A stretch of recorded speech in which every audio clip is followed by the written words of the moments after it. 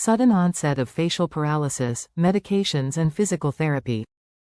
The facial paralysis is a concerning condition that often strikes suddenly, leaving sufferers with limited control over one side of their face. One of the most common causes of facial paralysis is Bell's palsy, a condition characterized by sudden weakness of the facial muscles. Other causes, such as viral infections, trauma, and even tumors, can also lead to facial paralysis. The first step in treating facial paralysis is often with medications designed to reduce inflammation, control infection, and manage symptoms. For many patients, especially those diagnosed with Bell's palsy, corticosteroids, such as prednisone, are often the first line of treatment. These powerful anti-inflammatory medications help reduce swelling and inflammation of the facial nerve, which is essential to promote nerve healing. The sooner these medications are taken after the onset of paralysis, the better the chance of a full recovery. Early treatment, usually within 72 hours, can significantly improve the chance of a full recovery. Steroids work by suppressing the immune system, thereby reducing the inflammatory response that can lead to nerve compression or damage.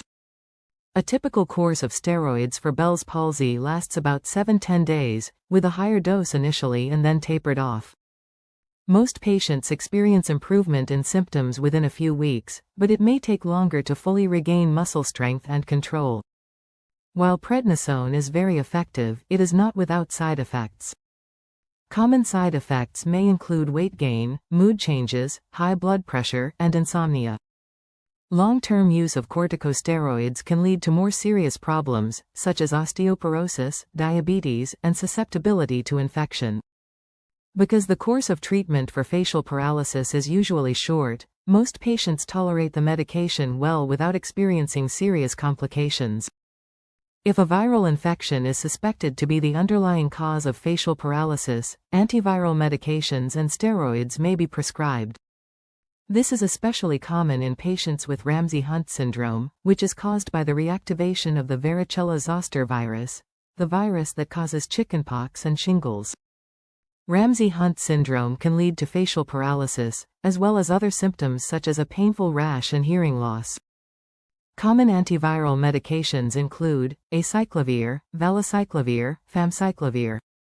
These medications work by inhibiting viral replication, thereby preventing further damage to the facial nerve.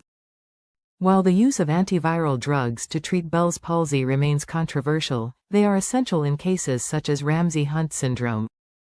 Combining antiviral drugs with steroids may lead to faster recovery in some patients, especially when started early in the disease. Facial palsy can be painful at times, especially in conditions such as Ramsay-Hunt syndrome, where the facial nerve may be directly affected by inflammation or infection. In such cases, pain medications are often prescribed to relieve discomfort.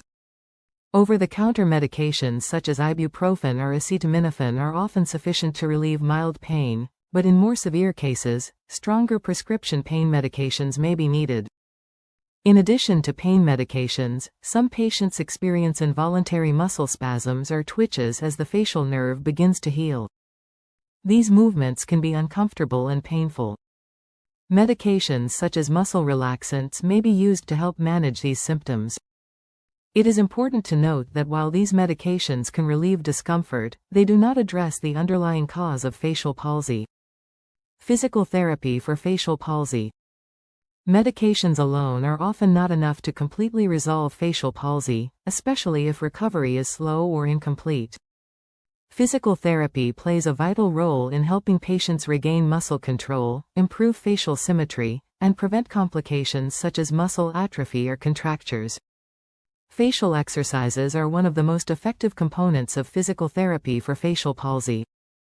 These exercises are designed to target weak or paralyzed muscles, helping them regain strength and coordination. Physical therapists who specialize in facial rehabilitation can create a personalized exercise plan based on the specific needs and severity of the paralysis. These exercises are usually performed multiple times a day with the goal of gradually improving muscle tone and symmetry. Continued practice is key to seeing results, as it may take time for the affected muscles to respond and rebuild strength. In addition to improving muscle strength, Facial exercises help retrain the brain to control facial movement.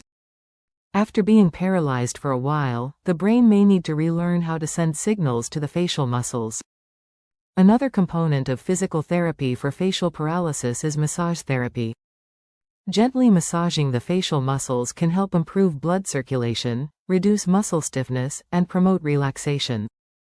Massage can also prevent muscle contractures, which can occur when muscles become too tight or shortened after long-term paralysis. Some physical therapists use electrical stimulation to activate severely paralyzed facial muscles. This technique involves placing small electrodes on the face that send a mild electrical current to stimulate muscle contraction. While the effectiveness of electrical stimulation in treating facial paralysis remains a controversial topic, some patients have reported improved muscle tone and control after receiving this treatment.